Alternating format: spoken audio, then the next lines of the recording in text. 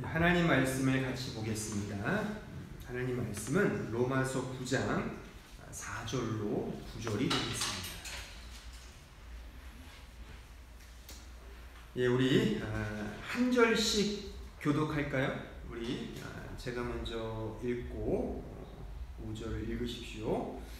그들은 이스라엘 사람이라 그들에게는 양자됨과 영광과 언약들과 율법을 세우신 것과 예배와 약속들이 있고 조상들도 그들의 것이요 육신으로 하면 그리스도가 그들에게서 나셨으니 그는 만물 위에 계셔서 세세의 찬양을 받으실 하나님이시니라. 아멘.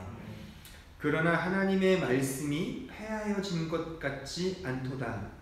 이스라엘에게서 난 그들이 다 이스라엘이 아니요 또한 아브라함의 씨가 다 그의 자녀가 아니라 오직 이삭으로부터 난 자라야 내 씨라 부르리라 하셨으니 곧 육신의 자녀가 하나님의 자녀가 아니요 오직 약속의 자녀가 씨로 여기심을 받느니라. 약속의 말씀은 이것이니 명년 이때에 내가 이르니 사라에게 아들이 있으리라 하시니라. 아멘. 오늘 말씀은 특별히 6절에 보시면 하나님의 말씀이 폐하여진 것 같지 않다, 이 부분에 좀 집중해서 말씀을 살펴보고자 합니다. 그러니까 오늘 이 본문 말씀의 흐름은 이런 거죠. 이스라엘은 하나님의 양자된 백성이고 또 하나님의 영광을 경험했고 언약들과 율법이 세워졌고 또한 예배와 약속들을 받은 자들이죠. 그런데 그 백성이 예수 그리스도를 믿지 않는다면 하나님의 말씀이 폐하여진 것이 아니냐, 이런 의혹을 우리는 제기할 수가 있지 않겠습니까? 그렇죠? 그러니까 이스라엘 사람들에게 하나님께서 수많은 이적과 기적과 능력과 언약과 약속, 예배와 등등하여 많은 것들을 보여주셨는데 결국 그들이 예수님을 믿지 않는다면 그 하나님의 언약, 약속, 그 말씀이 폐하여진 것 아니냐, 이런 의혹을 던질 수가 있다는 거죠. 아니, 하나님이 택하셨다는 이스라엘이 왜 믿지 않지? 그 택하심이 무의미한 거 아니냐, 하나님의 말씀에 무용론이 제기될 수가 있는 거죠. 그렇잖아요. 지금 이스라엘 사람들이 누가 예수를 믿어요? 유대인들 중에 뭘 믿는 사람도 있겠지만 사실 많이 안 믿잖아요. 그러니까 충분히 들 수 있는 생각은, 그럼 하나님의 약속이 뭐야? 하나님의 말씀이 뭐야? 그거 의미가 없는 거잖아 라고 그렇게 반문할 수 있고 의혹을 제기할 수 있다는 거예요. 근데 거기에 대해 사도 바울은 결코 그렇지 않다. 그래서 6절 하나님의 말씀은 폐하해줄 수 없어 라고 이렇게 지금 사도가 강조하고 있는 겁니다. 여기에 폐하여지다라는 이 단어가 에크피프터란 단어인데 이것은 뜻 자체가 실패하다, 떨어지다, 효과가 없다라는 그런 뜻이에요. 근데 여기에 그 부정사 우라는 단어가 이렇게 같이 쓰여서 떨어지지 않는다, 실패할 수 없다, 효과가 반드시 있다, 그런 의미가 되는 거예요. 그 이유가 뭐냐면 이제 9장에서 사도 바울이 계속 강조하는 게 하나님이 하셨다 이거죠. 그러니까 하나님의 말씀과 그 언약과 약속이 인간 편에서 어떤 식의 선택을 하거나 노력을 하거나 행위를 해서 되는 그런 게 아니라 하나님 편에서 그가 역사하셨기 때문에 그가 그 하나님 말씀은 완전하다. 그게 바로 사도가 계속 강조하고 있는 말씀인 겁니다. 이게 말하자면 약속된 말씀이다라고 볼 수가 있는 거죠. 이 부분을 제가 조금 더 좀 분명하게 오늘 설명을 드리려고 합니다. 자, 에베소서 1장 6절로 한번 가볼까요? 에베소서 1장 6절로 7절. 이는 그가 사랑하시는 자 안에서 우리에게 거저 주시는 바 그의 은혜의 영광을 찬송하게 하려는 것이라. 우리는 그리스도 안에서 그의 은혜의 풍성함을 따라 그의 피로 말미암아 속량 곧 죄사함을 받았다. 지난주에 제가 이 부분을 인용하면서 이게 창세 전 언약이라고 제가 말씀을 드렸죠. 이미 창세 전에 하나님께서 이 모든 계획과 약속을 세우셨다는 거예요. 그러니까 하나님의 계획을 우리의 시제로 이해할 수 없다는 거죠. 이미 그가 세우신 것은 그 자체가 실존이라고 하는 말씀입니다. 그러니까 보세요. 우리는 어떤 식의 계획을 세우면 그 계획이 취소되거나 번복되거나 변경될 수 있죠. 요즘에 여름 휴가 때문에 여러분들은 우리 다 어디 가실지는 모르겠지만 한국에 방문을 한다면 비행기 표를 언제 예매하고 한국에서 어디서 거하고 누구를 만나고 뭘 먹고 등등의 계획을 세우지 않습니까? 이게 이제 계획을 세운다고 그래서 하지만 다 이루어지는 건 아니죠. 제가 듣자니 요즘에 루프트한자가 문제가 많아서 막 지금 한국 방문하신 분들도 이런저런 어려움이 있었다고 제가 들었는데 항공편이 취소되고 막 그러니까 이게 다 인간의 계획인 거죠. 아무리 내가 계획을 철두철미하게 세웠다 하더라도 그것이 변경될 수가 있는 거거든요. 이게 우리 편에서의 계획이지만 하나님의 계획은 그렇지 않다는 겁니다. 그러니까 영원 전에 그가 이미 다 세우셨어요. 이게 참 믿기 힘들죠. 하지만 성경이 그걸 말하니까 이미 다 영원 전에 계획을 세워놓으셨고 그것이 결코 변경이 되지 않고 취소되거나 바뀌지 않는다는 겁니다. 자, 민수기 23장 19절 한번 가보세요. 하나님은 사람이 아니시니 거짓말을 하지 않으시고 인생이 아니시니 후회가 없으시다. 어찌 그 말씀하신 바를 행하지 않으시며 하신 말씀을 실행하지 않으시랴. 보세요. 그러니까 하나님은 사람이 아니기 때문에 거짓말을 안 한다는 건 뭐냐면 그가 하신다는 일에 결코 변경이 없다는 겁니다. 그런 의미에서 그는 후회가 없다는 거죠. 이게 하나님의 말씀의 불변성이에요. 그러니까 하나님의 말씀의 unchangeable, 하나님의 불변한, 변경할 수 없는 God's word, 하나님의 말씀이라는 겁니다. 자, 이사야 55장 10절에 보세요. 이는 비와 눈이 하늘로부터 내려서 그리로 되돌아가지 아니하고 땅을 적셔서 소출이 나게 하며 싹이 나게 하여 파종하는 자에게는 종자를 주며 먹는 자에게는 양식을 줌과 같이, 보세요. 내 입에서 나가는 말씀도 이와 같이 헛되이 내게로 되돌아오지 아니하고 나의 기뻐하는 뜻을 이루며 내가 보낸 일에 형통한다. 그러니까 하나님께서 계획하시고 말씀하신 뜻은 반드시 성취되고 이루어진다는 거예요. 하나님의 말씀의 불변성과 완전함을 가리키는 말씀인 거죠. 그러니까 하나님은 후회가 없으세요. 하나님의 계획은 변경이 없어요. 반드시 이루어진다는 겁니다. 말씀의 불변성입니다. 근데 이 하나님의 말씀의 불변성을 우리는 말씀을 이해하는 매우 중요한 규정으로 가지고 있으셔야 돼요. 하나님의 말씀은 불변하다. 그런데 이제 우리 인간은 매우 가변적이고 또 거짓말도 하고 또 변경되고 후회도 하잖아요. 그럼 보세요. 하나님의 불변하시는 말씀이 항상 변화무쌍한 인간에게 어떻게 감지되고 어떻게 확인되고 어떻게 이해될 수 있겠습니까? 그러니까 하나님의 불변하시는 말씀이 가변적인 인간에게 어떻게 감지되고 설명되고 확인될 수 있겠냐는 거예요. 이 질문의 핵심은 시간이라는 것을 잘 이해를 하셔야 돼요.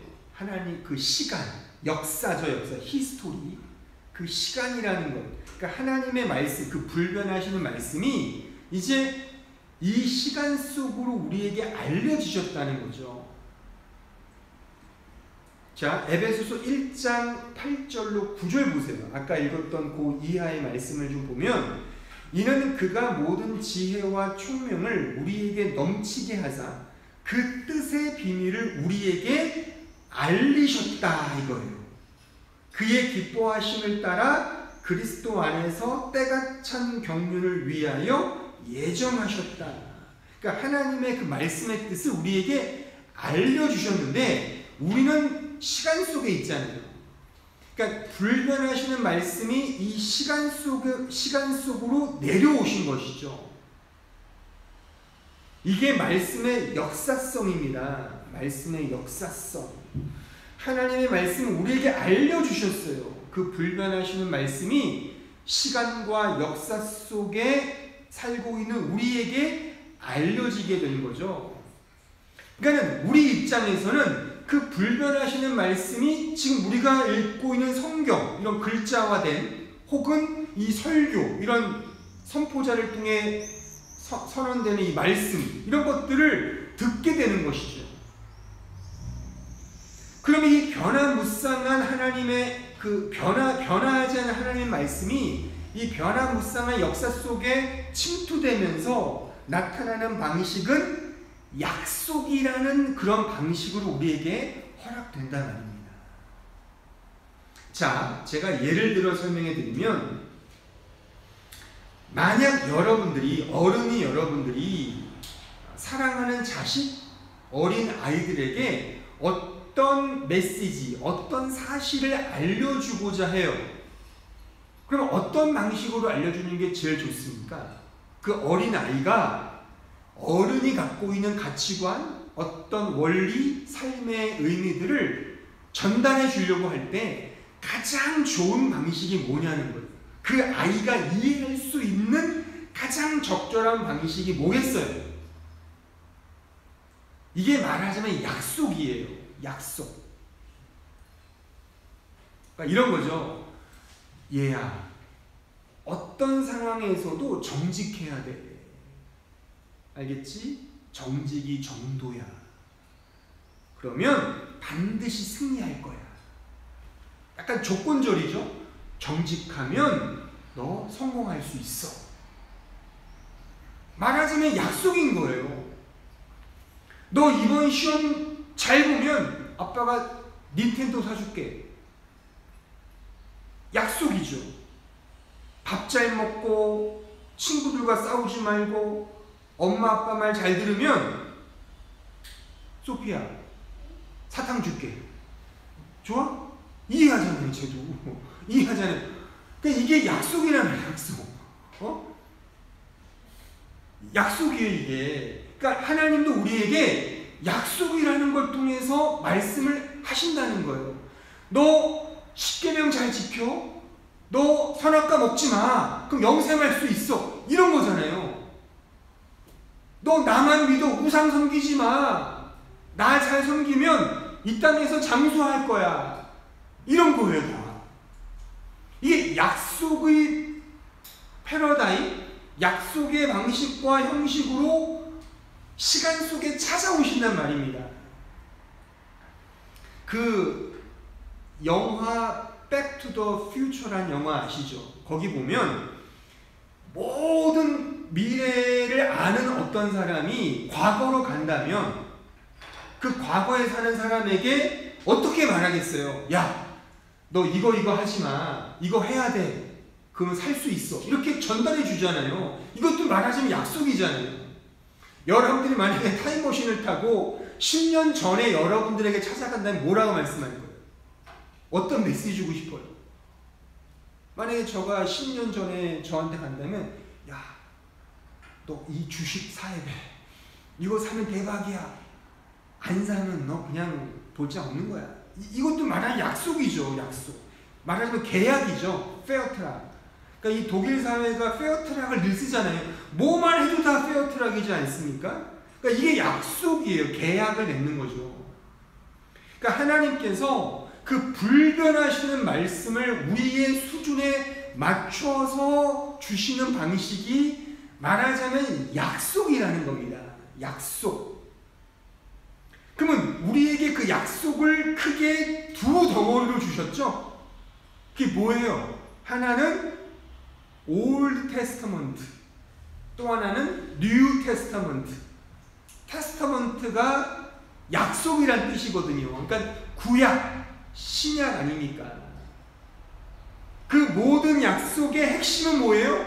바로 예수 그리스도죠. 그러니까 구약은 앞으로 오실 예수 그리스도에 대한 약속이고, 신약 성경은 이미 오신 예수 그리스도의 그 사건의 확증적 약속이죠.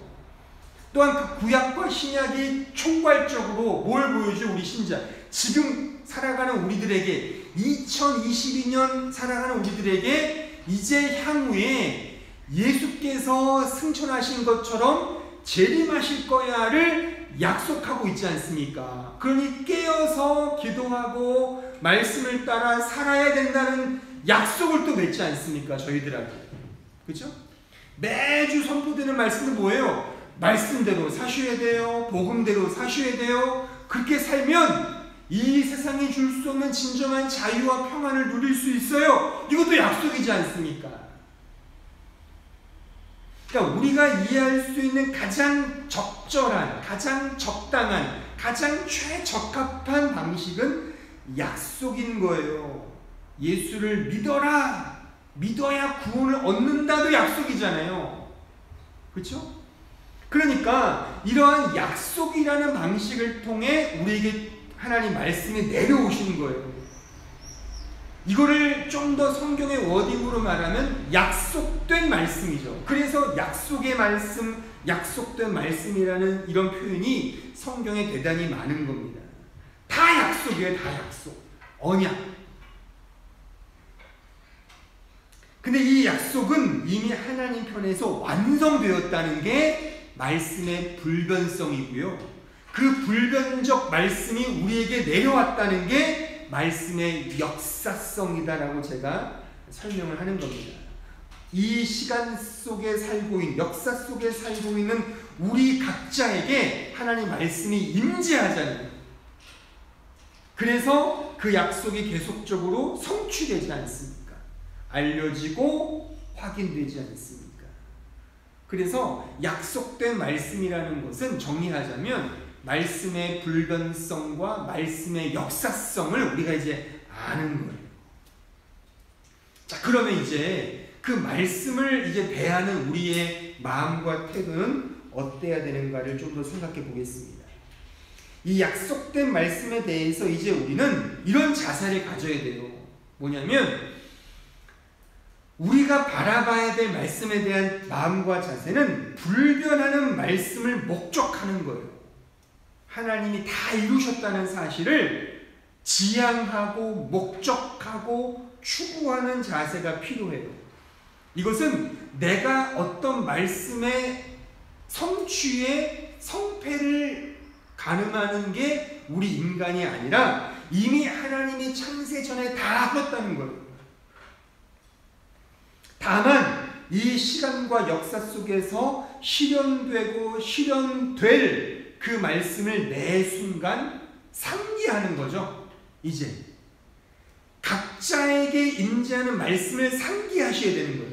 오늘 2022년 7월 17일 한마음교회에 선포된 이 말씀을 여러분들은 상기할 필요가 있는 거죠. 이미 만세전에 완성됐지만 그것이 지금 순간순간 우리에게 말씀으로 오잖아요. 그 말씀을 언제나 기억하고 상기하고 분별하고 그 말씀을 통해 깊이 궁리하는 그런 마음과 자세가 필요한 거죠. 자, 에베소서 1장 13절 보세요. 그 안에서 너희도 진리의 말씀 곧 너희의 구원의 복음을 듣고 그 안에서 또한 믿어 약속의 성령으로 인치심을 받았으니. 그러니까 그 말씀을 듣는 거죠. 그 복음의 말씀을 듣고 진리를 듣고 끊임없이 상기하는 겁니다. 그러니까 약속된 말씀을 매 순간 상기한다는 측면에서 우리는 말씀에 대하여 순종하는 자세가 필요한 거죠. 그러니까 지금 여러분들은 말씀에 대한 순종함이 필요한 거예요. 동시에 약속된 말씀이 영원히 불변하다는 그런 측면에서 그 하나님을 찬송하는 겁니다. 자, 에베소서 1장 14절 보세요. 이는 우리 기업의 보증이 되사 그 얻으신 것을 속량하시고 그의 영광을 찬송하게 하려 하십니다. 보세요. 그 진리의 말씀, 우리를 위해서 완성하신 그 하나님의 계획과 그 말씀을 찬송하는 거예요. 따라서 우리가 이 약속된 말씀에 대한 우리의 마음과 자세는 크게 두 가지예요. 순종과 찬송이라고 말할 수 있어요. 하나님의 말씀은 영원하거든요. 어떤 책에 갇혀 있을 수 없습니다. 하나님은 우리의 한계와 제한을 뛰어넘으시는 분이시잖아요. 인간이 아니시기 때문에 거짓도 없으시고 인생이 아니시기 때문에 후회가 없으신 분이잖아요. 하지만 그 하나님이 우리의 한계와 제한을 아시기에 특별한 말씀을 주셨죠. 이게 바로 성경 계시 아닙니까? 그러니까 우리는 이 성경의 계시를 날마다 매 순간 배우고 순종하는 거예요.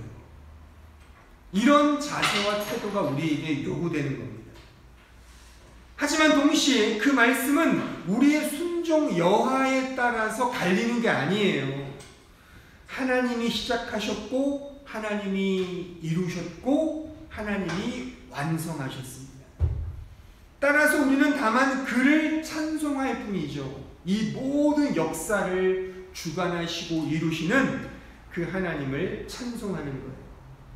내가 잘해서 얻는 구원도 아니고 축복도 아니잖아요.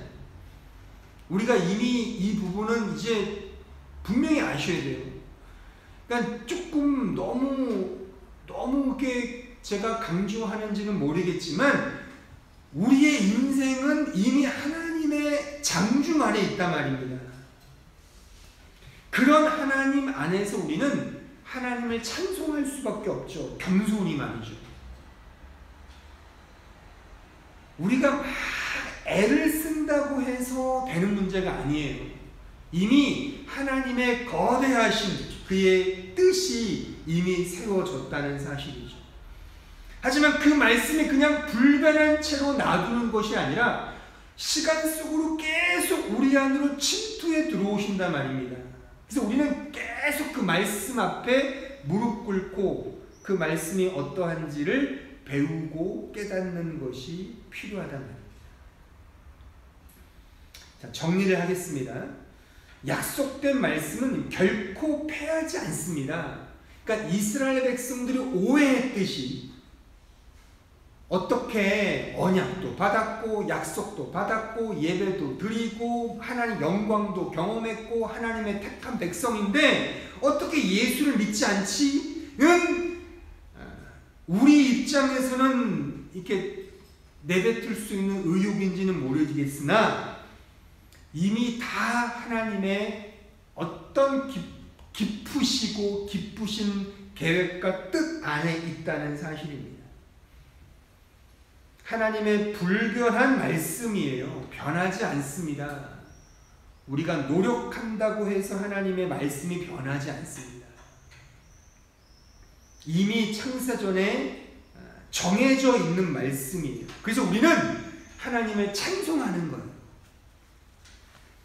제가 언젠가도 말씀을 드렸지만 저는 거의 일주일에 한두 번 정도는 꼭 유튜브를 이렇게 보면서 꼭 보는 게 있어요.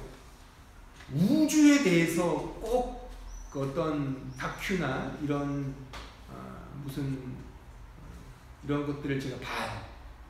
근데 제가 그것을 보는 이유는 우주에 대한 신비 이런 것들에 관련된 동영상이나 이런 영상을 보거나 이런 뭐 강의를 들으면 너무 대단해요. 우주가. 그러니까 이 우주를, 그러니까 하나님을 믿지 않더라도요, 그냥 밤하늘에 떠 있는 별을 봐도 와, 어제도 이렇게 밤하늘을 보는데 별들이 이렇게 보여요. 보면 야, 도대체 저 별은 어디에 있을까? 저건 뭘까? 근데 많은 과학자들이 아무리 최첨단 망원경으로 막 우주를 보고 해도 우주의 끝을 알 수가 없다는 거예요. 제가 언젠가도 말했지만 우주의 지름이 930억 광년이라고 하지 않습니까? 그러니까 어마어마한 크기죠. 지금도 그 빅뱅 원리에 의하면 지금도 계속 그 빅뱅이 이루어지고 우주가 팽창하고 있답니다. 그 팽창의 속도가 빛의 속도보다 빠르답니다. 그러니까 알 수가 없는 거죠. 신비 그 자체인 거예요. 그래서 꼭 그런 뭐 짤로 보든 뭐로 보든 꼭 거기서 말하는 마지막 대사가 뭐냐면, 인간은 그래서 굉장히 연약하고 부족하고 진짜 먼지만도 못한 존재다. 우주를 봐라. 그러면 인생의 욕심도 버리게 되고, 기독교 채널이 아니에요. 그냥 일반 강의인데 그냥 이 자연에 대한 섭리를 인정하고 정말 욕심을 버리고 뭔가 자연적으로 가야 된다, 이런 식으로 다 이야기를 하거든요. 그러니까 이거를 기독교적 용어로 말하면 찬송한다는 거죠. 이 우주를 만드신 분이 하나님이지 않습니까? 찬송할 수밖에 없는 거예요. 그러니까 지금 제가 계속 말씀드리지만 우리의 모든 인생을 하나님이 다 창세 전부터 정하시고 계획하셔서 우리를 택하시고 인도하셨다는 사실이에요. 그러니까 우연은 없습니다. 우연을 가장한 필연인 거죠. 그러니까 우리는 우연으로 이해할 수밖에 없겠죠. 내가 왜 이 선택을 했지, 내가 왜 이런 삶을 살지, 내가 왜 이런 인생을 살지는 우리가 이해하는 바로는 내 선택이고 우연이고 여러 가지로 우리는 이해하고 인지하고 해석할 수 있지만, 그 배후에 전지전능하신 하나님이 이 모든 것들을 다 계획하시고 운영하시고 역사하신다는 사실입니다. 그러니까 우리의 짧은 지식으로는 알 수가 없죠. 하지만 성경은 그것을 말하고 있다는 거예요. 따라서 우리는 이 불변하신 하나님 앞에, 그 말씀 앞에 찬송할 수밖에 없는 거죠. 그래서 로마서 9장, 10장, 11장은 이 하나님의 불변하시는 그 영원하신 하나님에 대한 교리인데, 그 마지막이 뭐냐? 하나님을 찬송하자, 이걸로 이제 맺어주고 있다는 겁니다. 그래서 하나님을 신자는 찬송하는 겁니다. 하지만 동시에 그 말씀은 계속 우리에게 지금 오고 있습니다. 말씀이 육신이 되어 우리 가운데 거하셨다는 걸 시작으로 하여 계속 그 말씀의 역사성, 하나님의 그 우리에게 찾아오시는 매 순간 우리에게 말씀하십니다. 그러니까 우리는 그 말씀 앞에 이제 현재적으로 지금 이 시간에, 지금 여기 이 시간에 나에게 말씀하시는 그 말씀 앞에 우리는 겸손히 순종하는 거죠. 내 힘으로 하는 것이 아니라 내 편에 거하시는 그 말씀의 은혜로우신 역사임을 깨닫는 그 마음과 자세를 견지하는 거예요. 말씀을 대하는 신자의 마음과 태도는 따라서 순종과 찬송일 수밖에 없습니다.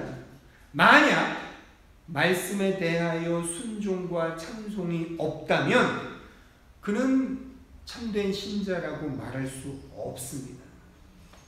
종종 이 말씀과 관련하여서 뭐 이런 사람들이 있어요. 나는 40일 특별 기도를 해서 하나님의 말씀을 직통으로 난 계시를 받았다는 둥, 혹은 예언 기도를 뭐 한다는 둥, 뭐 하나님을 직접 만나서 그의 음성을 들었다는 둥, 뭐 이런 이야기를 하면서 뭐 간증도 하고 또 그렇게 신유 은사나 이런저런 집회에 동원되는 그런 아주 탁월한 능력자들이 있는 것 같습니다. 저는 그런 역사가 진짜냐 가짜냐를 말하고 싶지 않아요. 뭐 그럴 수도 있겠죠. 하나님의 말씀은 뭐 어떤 인간의 인생에 갇힐 수 없으니까, 우리의 경험과 우리의 이성에 갇혀 있는 것이 아니니까 그렇게 이적과 기적적으로 하나님의 말씀이 드러날 수도 있다고 저는 봅니다. 잘 모르겠어요. 하지만 중요한 건 이겁니다. 그 말씀이 진짜 그 사람에게 그런 능력으로 찾아왔다면 그 열매는 딱 두 가지일 수밖에 없어요. 오늘 설교의 맥락으로 말하자면 그건 바로 순종과 찬송인 것입니다. 순종과 찬송이 없는 말씀은 가짜예요. 사짜예요. 엄청난 능력의 소유자라 하더라도 무슨 썩은 일을 금리빨로 바꾸는 뭐 금리사역이라고 그러더라고요. 뭐 나한테 안수 받으면 네 이빨이 금리빨 된다, 막 이런 식의 공갈을 치는데 다 사짜입니다. 말씀에 대한 순종과 찬송이 있어야 되는 거예요. 그러니까 순종과 찬송, 순종은 특히 겸손하게 그 말씀 앞에 무릎 꿇고 배우려는 자세가 필요한 것이고, 찬송은 뭐예요? 지가 찬송받는 것이 아니라 하나님을 찬송하는 거죠. 누런이를 금리판 만들어서 지가 찬송받고 돈 뜯고 그렇지 않고 그건 다 사짜예요. 자기가 잘나서 그런 일을 한다는 것은 다 가짜입니다. 진짜 하나님께 찬송을 올리고 그 말씀 앞에 겸손하게 나아가는 것, 이 순종과 찬송인 것입니다. 모든 것은 하나님이 하시는 겁니다. 하나님의 절대 주권이죠. 그의 자유로운 사랑입니다. 우리는 다만 피조물이기에 다만 그 앞에 겸손히 순종하는 것, 그리고 그의 이름을 찬송하는 것. 기도하겠습니다. 이 시간 말씀을 생각하면서 함께 기도했으면 좋겠습니다. 약속된 말씀입니다. 이미 그 말씀은 하나님 편에서 완성되었습니다. 불변한 말씀이죠. 그럼에도 불구하고 그 말씀은 이 역사 속에 임재합니다. 지금 이 시간에도 여기에 그 말씀은 임재하고 계십니다. 말씀하고 계시는 하나님의 그 시간 속 역사하심을 기억하시면서 우리가 알 수 있는 것은 순종과 찬송입니다. 이 사실을 기억하면서 우리 자신에게 한번 적용하며 기도했으면 좋겠습니다. 나는 과연 그 말씀 앞에 순종하는가? 나는 그 말씀 앞에 찬송하는가? 그 말씀의 유익을 쫓아 나를 드러내고 있지는 않은가? 말씀을 아는 것이 지적 허영심이 된다면 그것만큼 교만한 것은 없을 것입니다. 말씀을 통하여 나의 이익을 구한다면 그것만큼 잘못된 것도 없을 것입니다. 우리는 종종 그렇습니다. 어떤 목사님 말씀이 좋아, 어떤 교회 말씀이 좋아 라고 하여 그 말씀을 쫓아가는 경우가 있는데, 그것이 과연 하나님께 대한 찬송인지, 진정으로 겸손히 배우려고 하는 순종인지 우리는 따져 물어야 하는 것입니다. 자신의 이익을 위하여 그런 말씀을 추구한다면 그것도 또한 우상입니다. 우리는 언제나 하나님 말씀 앞에 겸손하게 배우려는 자세와 순종하는 자세와 또한 오직 하나님만을 찬송하려고 하는 그런 경외와 믿음으로 나아가야 하는 것입니다. 이런 사실을 마음에 새기시면서 언제나 하나님 말씀 앞에 순종하며 더 찬송하는 믿음의 종 되게 해달라고 다 함께 합심하여 통성으로 기도하겠습니다. 은혜로우시고 자비하신 주님 감사합니다. 오늘 말씀을 통하여 약속된 말씀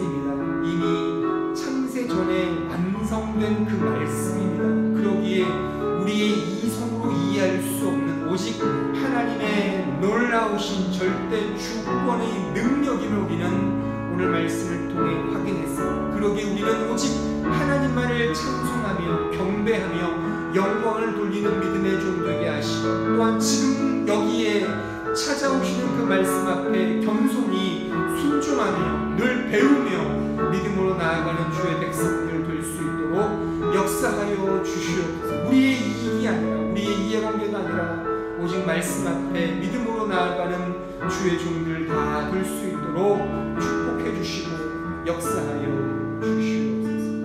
오직 하나님만을 의지하며 믿음으로 나아가겠사오니 이러한 믿음과 은혜를 더하여 주시옵소서. 예수님의 이름으로 기도하옵나이다.